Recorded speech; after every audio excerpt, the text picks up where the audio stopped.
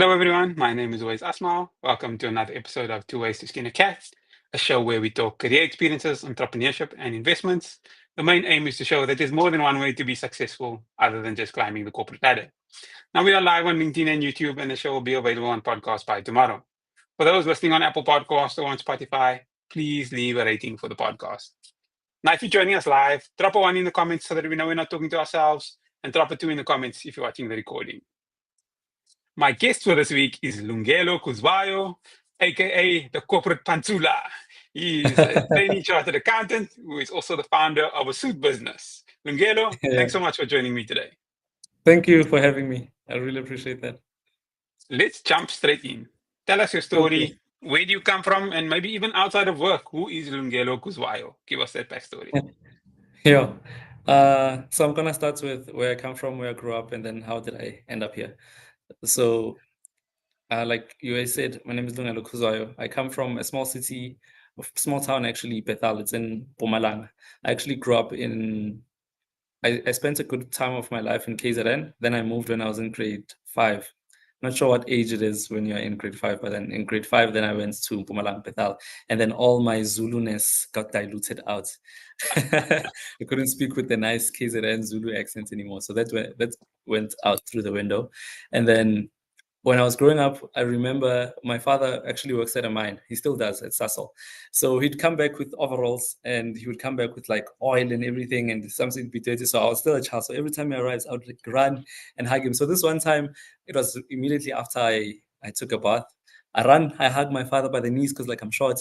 And then I noticed that I'm dirty. And then I was like, now I have to bath again. And then I remember I sat and I was like, I do not know, because I was young at the time, but like, I do not know what my father does. But when I grow up, I don't want to do that. I wanna wear a suit. I wanna look nice when I go to work. That's all I knew at the time. So then fast forward, I finished primary school, finished high school. During high school, that thing was still there that whatever I'm gonna do, I hope I get to wear a suit. And it was around the same time that I was watching Suits and I was watching different series like Billions, and I was like, oh, okay, I want to be in corporate. Because now when you get to grade 10, it's time to now choose subjects. It's time to now decide, okay, like, should I go commerce stream? Should I go the science stream? And I remember when I was thinking about the engineering or the science stream, I was like, I don't want to look like my dad. So that was it. Because I know sometimes like people have like a very profound reason or whatever. No, with me, it was literally just like, I think I would look better in a suit. So I literally made my whole life decision based on the fact that I want to wear suits to work because I just felt drawn to the idea of holding a briefcase and going to work and stuff like that. So that's how I ended up choosing accounting. I did accounting, I did business. Unfortunately, at my school, there was no economics. So I had to do technical drawing, which is engineering, graphics, and design. So I did those subjects. And then while I was doing grade 10, one of my actually grade 11, because in grade 10 I was not, I don't know, my marks were just not good. In grade 11 I started taking my life more seriously. I started studying more, and then my marks started to improve. And then one of my teachers, because people really like, we like people who perform well, but we especially like people who started like from the bottom and made.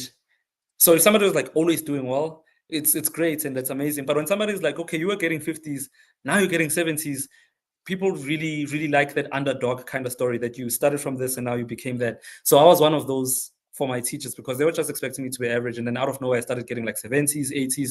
And then she started showing me more opportunities. And then she took me to like a KPMG event in Secunda. And that's when I learned about the CASA thing, like, oh, chartered accountant. And then somebody, I do not know who, I think it was my older brother, my cousin actually. I think he's the one who said, chartered accountants make a lot of money. And from that point, I was like, that's exactly what I'm going to do. I get to wear my suit, I get to go to the office, and they make a lot of money. Sign me up, please. And then I finished grade 11, went on to matric. I did well. I think accounting was my top mark. And then I decided that I'm going to do my bachelor's at Tux because Tux has a reputation for being one of the best in accounting sciences. So I was like, okay, I'm gonna do it at the top institution for accounting sciences. I'm gonna go to Tux because they get 100% pass rate at ITC. Surely they must be great, and they were great in everything. And I got there, and the first thing that they tell you when you arrive to a lecture for accounting most of the time is like, everything that you've learned in high school, throw it out the window, and let's start from scratch. And they were not wrong, because I thought I was just going to get to university and start flourishing and everything, like, because I already had built up this momentum from grade 11, started getting distinctions, got accepted to varsity, grade 12. I'm coming from high school with 4 distinctions. So I'm like, I have this really big head, like I have this huge ego. I'm like, yeah, like everything is great. And then I got to varsity, did my first year, which went well for all the other subjects, because we do a lot of modules in first year. And I believe the reason for that is there are some people who realize that actually I resonate more with economics or business management, and then that gives them a chance to like pivot. So you do a lot of different modules in first year. So I'm doing all these modules. I'm doing law, I'm doing economics, I'm doing business, I'm doing statistics, accounting as well. So I did well for everything else. I got a lot of distinctions. And then the accounting by itself, I think I got 54% in my first year. So that was already an indicator that, hey, the journey is going to be a bit tough, my friend. But I took my 54%. And then I lost the bursary because of that, because the bursary that I had, I was supposed to get 65 minimum in order to keep the bursary. So I lost that bursary, but that's fine. So I moved into second year. I was like, okay, I'm going to try something else. Maybe I'll try NESFA. So I'll just figure something out. So I got to second year, and now at Tux we start with all the 4 modules. I have my financial accounting. They tell us to buy the standards. Start with auditing. I start with the actual 4 modules: financial management, accounting and finance, tax. So we start with all of those 4 modules. And then what happens there is now I really start struggling, because whereas before it was just that one accounting and everything else was fine, now I have 4 really big modules, and they were quite difficult. So I failed my financial accounting in my second year first time. And then I passed the second time, because there was a year where all I did that entire year was just financial accounting, because we have to do all 4 modules within the same year. So I just repeated my financial accounting. I did not do the third year modules, because it wouldn't make sense, because once I get to third year, I would need to redo them again so that I pass them in the first year. And I did not have the funds to even try to do so. And when I got so during my second year, I actually did get another bursary, and then things were okay. But then when I was repeating, obviously now I lost the bursary because I failed. So, but I only have 1 module, which is not too expensive. I just need to pay for this one. And then my father helped me out with rent. And then I remember I was tutoring economics, because I got very high marks in economics. And then I was able to make some extra cash through that. I used to sell some stuff in the rest that I used to live in. It was like a private accommodation. So then I would sell, and then I made some extra income doing that. And then I did my second year. And then when I got to third year, again, so when I got to third year, then I got another bursary, because now I'm in third year. I studied, and then I failed again, and I was like, why? It seems like because people joke about stop and goes. So I was like, gonna stop, go. I got to third year, but then I passed it luckily second time. And then when I passed it the second time, I did not meet the requirements to go back and do my CTA at Tux. Same. Yeah. So then I was like, okay, what other alternatives do I have? Because I also did not want to go through the stress of a place, accommodation, having to pay for that, having to pay exorbitant fees for university. I need groceries because I'm far away, like all of these different problems. And then I could either do Mill Park, but it was expensive for me. And then I came across UNISA, and I thought, okay, that wouldn't be a bad idea that I do it through UNISA. So then I applied for UNISA, and then I got in, and then I did my CTA at UNISA. I passed it first time, wrote my ITC at UNISA. Oh, not at UNISA. Wrote my ITC, passed that for first time, and I recently wrote the APC. So that's just me in a nutshell. And then, yeah, that's just me in a nutshell. That's where I started, and this is where I am now. Okay. Gives us a good idea. Tell us, where did you get the idea for corporate Pantsula? Give us that. Well, so the idea of Pantsula, because I grew up in a township at Bethel, right? So then they're not as common as you would see back when I was still growing up. I think they were even more common during my father's time and whatnot. But the idea of a pansula, most people know it as a dance, right? I can't do that dance. I'm putting it out there now. I can't do the dance. But then it evolved to more than just a dance. It's more of like a personality. It's more of like an idea because it originated during the time of apartheid, right? And then the way that they still do the dances today, but sometimes they even use it as like a celebration of the liberation and whatnot, right? So it's basically a mindset, if I can put it like that way, because they used to wear, they even have like a whole outfit. Usually they wear their Chuck Taylors, their All Stars. Sometimes they wear Dickies. They would wear like these cool Dickies hats. So it's just a cool thing that's from Kasi. But then now that I'm in corporate and I'm in Sentin, I was like, okay, I like the idea of Pantsula representing where I come from, and then corporates being where I am today. And if I put that together, it gives me the corporate Pantsula. So that's in a nutshell. That's how I ended up calling myself the corporate Pantsula. Okay, I like it. Pansula for life. Yeah. How? Tell me, how are you able to manage your deadlines at work with another business? It is very difficult, right? Because you read about some of these successful entrepreneurs and different kind of people, and you see how productive they are, and that inspires me as well to try to use my time as efficiently as possible. Because last year I was building my first YouTube channel, which is the Dollar Bills Corner, where I make documentaries about different important people in the industry. I made a documentary on Petrus Motsepe, Johan Rupert. I've made one on Nikki Oppenheimer.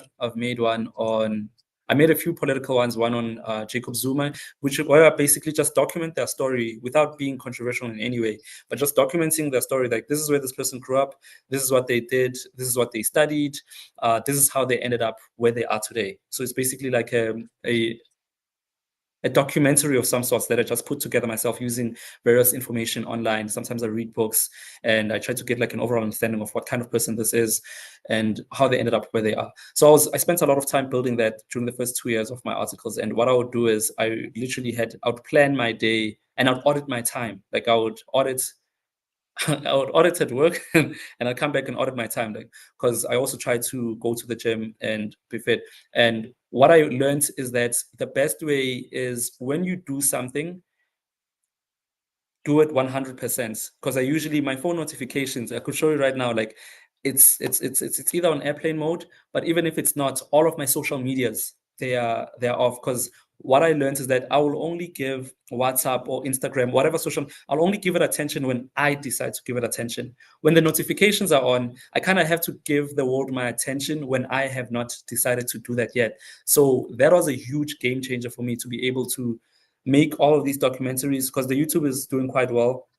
It got monetized as well, so I made some extra income from there, which is quite nice. And then I started a new YouTube channel, which I call the Corporate Pantsula, where I just document my ideas on corporate, the CA stream and all of that. And then recently now I started a business where I'm trying to sell affordable suits, especially to people who are starting off in corporate, because when you start off, you don't have a lot of money, but you want to look presentable and nice. So I'm trying to provide that, but at a very cheap price. But in a nutshell, the way that I manage my time is by cutting off all distractions, because you can get a lot more done in 1 hour when you focus 100% than 3 hours, but your attention is all over the place. That's very true. That's very true. And what did the leaders of the organization have to say about you having other goals in life and working on businesses on the side? No, I think as long as my work is not compromised in any kind of way, whether in terms of quality or I am not saying anything that could bring the organization's name in disrepute, because there are policies as to how to post on social media, what are the things that you're allowed to say, what are the things that you're not allowed to say. And because I have quite of a bit, I have a small following bit. So with me especially, I have to be very careful, because when I do post something, they do notice. It's not like, because you do have other people who post all the time. Whereas with me, when I post, like I do get sometimes, I do have to sometimes have conversations with my own organization, because maybe they see something, it's like, oh, could you actually please just word this a little better? Or can you please maybe do XYZ. There's just certain things that I can't actually get into because I don't want to get into trouble. But yeah, but then they don't mind that as long as it doesn't come into my work, as in like, Makes sense. because for example now, because I'm also very flexible, because when I sign my training contract, obviously I do accept that because it's audits, right? There are peak seasons, there are low seasons. I do accept that there will be possibilities of overtime, and there might be times where I'm not able to focus on my other things, because I think for me, especially like at heart, I do have like an entrepreneurial spirit, because I've been selling since I was really young. I remember when I was in grade 12. Right, I mentioned this one specifically because that's the one that I was very proud of. I used to sell these Chiggies chips on the bus on my way to school, grade 11 and grade 12. And then what would happen is, I remember when I lived in the hostel in grade 10, there I used to sell cookies, because where we lived, we would only be allowed to eat dinner at 6 p.m., 7, somewhere there. But then most people, particularly people of African people, they're used to eating a bit later when generations is on at like 8 or 9 or whatever. That's when a lot of them would have dinner. So it was like a huge like change for us to now start eating supper at 6. And that's the meal. So then I thought, For the oh, rest of I've the day. noticed that a lot of people are hungry by 9. Let me start selling cookies. And I just sold so many, and I made so much money during that time. And that's when I got really hooked. I was like, this is like, it's so fun just coming up with an idea, executing it. And then I remember also, which is also part of the reason why I also ended up in accounting, is that I also enjoyed taking stock of exactly what I sold, who owes me, that part of it. And then also using that to basically plan, okay, next week I can expect to have about this much. I can expect. So that was really, really fascinating for me. That's why I ended up doing accounting. It's part of the reason I ended up doing accounting as well. But then I've never had any problems at work in terms of the things that I'm pursuing on the side and me being busy at work, because I do understand that when things are busy, I prioritize work still has to come first. And then whenever I have free time, whether it's on a weekend, whether it's in the afternoon, then I can do all of my other stuff. Okay, no, that makes sense. And then and that describes, I mean, that's amazing, especially somebody's good at selling. I envy you. I envy you. I need to work on it. But Yeah. for the audience, we'll be responding to questions towards the end. So please add your questions to the comment section now so that we don't miss them. So you're one of the few trainees, and actually one of the few people on LinkedIn in general who are brave enough to share your successes and your failures of being a trainee chartered accountant. What gives you Yeah. that confidence, and why did you start sharing this journey?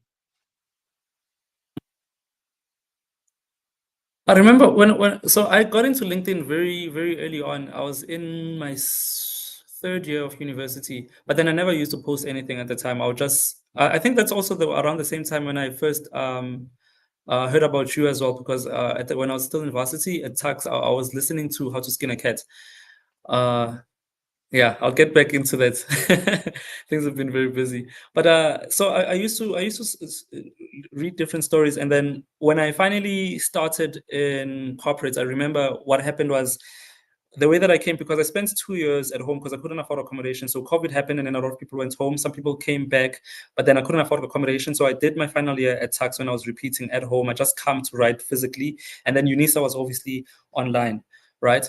And then on my way to Johannesburg, I remember I was carrying literally uh, uh, uh, uh, uh, those bags with the blankets, right? I don't know, I don't know where our parents used to get those blankets. I can't find them anywhere. But there's these blankets. They're very hot and they're very thick. I can't find them in surprise I store or know what you're anything. I'm talking. sure you know. I Yeah, you know know what those you're big. talking. Yeah. So I was carrying that Yeah. little. It comes with a little suitcase thingy. Then I was carrying a backpack because I had my laptop and some of my books. And then I was carrying another strap with all my clothes and stuff, right? And when I was on the bus coming here, to me it was like, because I haven't been here in 2 years, like in Gauteng in general. So to me it felt like, because I wasn't even sure if I would ever come back, because you get to that point in CTA or in third year where you do not even know if you're even going to realize this dream of yours. Because I was coming from a place of, I've already spent so much time doing this one thing and I don't even have it. So when I finally passed CTA and it confirmed that, hey, you can now you can start working and whatnot. It was like, okay, I'm going to Johannesburg. I'm going to realize my dreams. I'm going to the city of gold. So it was like it was a huge moment for me. And then I just felt like, okay, let me start sharing that, like as I go on with my career, let me just start sharing those stories. And then they started getting a bit of attraction, and I noticed that some people resonated with some of the posts that I make, and they actually liked it, and that actually gave me the courage to keep posting, even if it's bad. I was like, oh, actually, this is an experience. Maybe somebody else can also learn from it. Let me share that as well, because we usually, okay, I'm not successful yet, right? But with the people that we look up to, maybe there are people who are in university. Maybe they see me as somebody that they could aspire to be like. But we only see the good side. This is what I did. This is what I achieved. XYZ. But we rarely ever hear about some of the downsides. And I feel like the downsides are actually what people need the most. So that's where I was also like, oh, actually, let me actually share this as well, because maybe there'll be somebody else who goes through something similar, and this will maybe give them strength because I've been through it, so they can too. So that's how I just kept on sharing the stories whenever I feel like, okay, when I have like moments of inspiration, I just sit down and then I spend like a good 20 to 35 minutes just drafting and making it funny, maybe adding some jokes, and but also maybe leaving like a valuable lesson inside the post. Okay. As we mentioned, I chatted you earlier before we jumped on. You went through APC or board two or whatever they call it these Yeah. days. You went Yeah, through because that last it's year. changing. What advice do you have for someone who'll be going through that this year? For APC, because ITC people have already wrote in, well, it's called IAC now.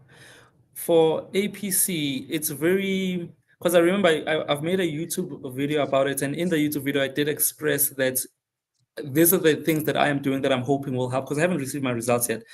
So if I pass, I will update the channel that this is how it went, right? So I'm saying this because if somebody's listening to this, understand that I was also doing it for the first time, and I don't have any results. So I do not know if what I did helped, but what I did was I was very consumed by how do I put it? I think the best way of putting it is, as human beings, and I understand why, it's a psychological thing, but we are very inclined to, I don't want to say complaining, but when we have like a job to do, right, we forget that this is the problem that we wish we had, right? Because when you are in third year, you wish to be in CTA. You just want to finish so that you have a degree. Now you're in CTA, and you're so focused on CTA that you forget that these problems that you're facing currently, these are the ones that you are praying for. Great for it. You finish CTA. You finish CTA. You are praying. You are doing all of that. If you're a religious person, you are praying. If you are not, I don't know.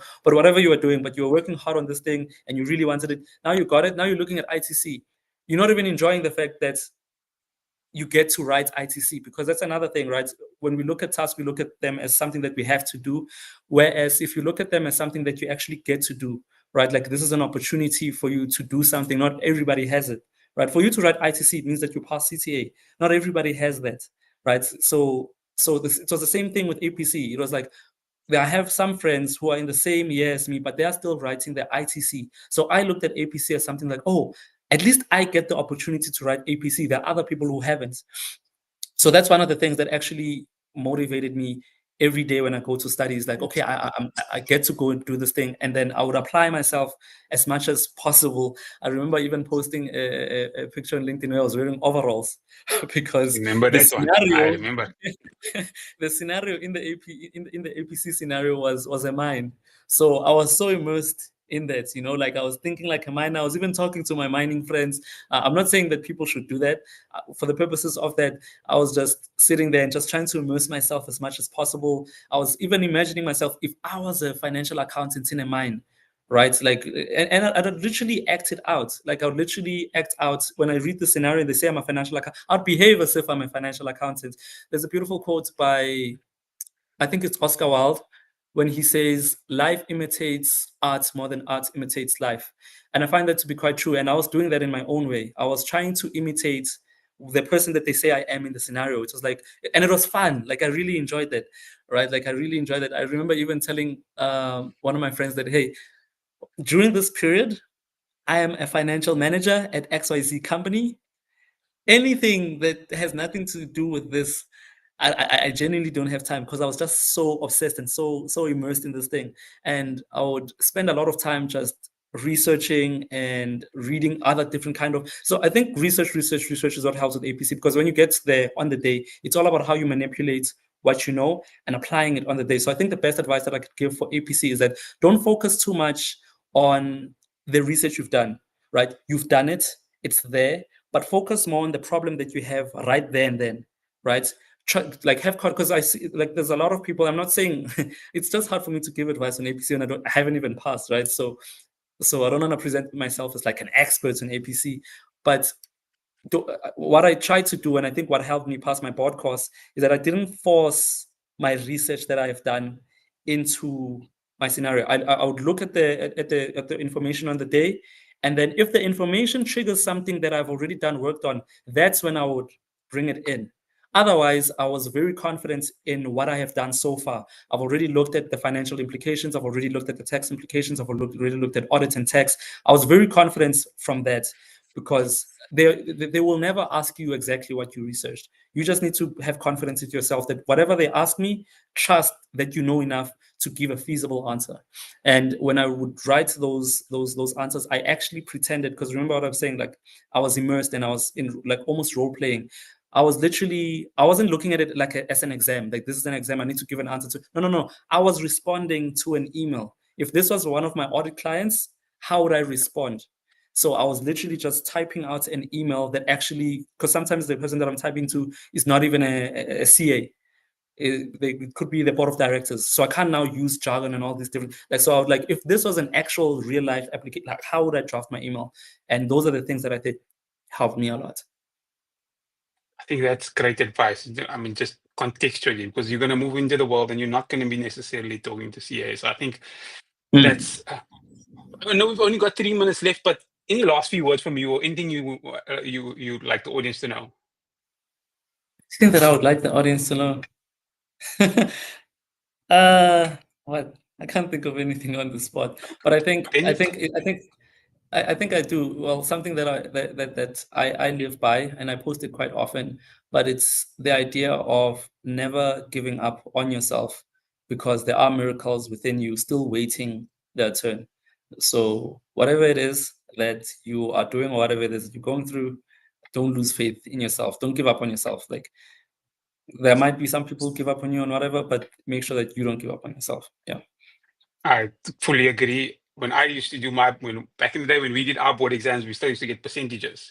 So I still remember AP, what's the thing, the APT that you write before? I think I got like 49 for the one and 51 for the other one. So I don't know how I passed, but I managed to pass. So just keep that in mind. Miracles can happen. So I think it's a great way for the show to end. The show has been live on YouTube and should be available on podcast by tomorrow. If you're watching on YouTube or listening on the podcast and you feel that it's added value, don't forget to like, subscribe, and click on that notification bell to get automatically notified when the next episode comes out.